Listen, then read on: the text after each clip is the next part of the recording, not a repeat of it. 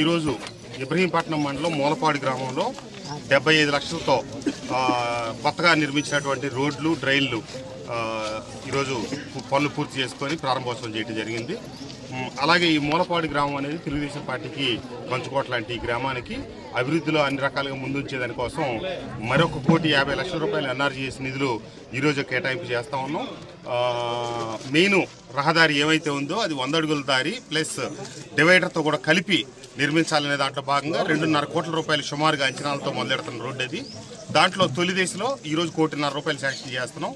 ఆ 1,50,00,000 నిధులు పూర్తయిన తర్వాత మళ్ళీ వచ్చే సంవత్సరం ఇంకొక ఈ 6 మాసాల తర్వాత ఇంకో 1 కోటి రూపాయలు కూడా నిధులు దాన్ని కేటాయించి ఆ రోడ్డు పూర్తి చేస్తాం.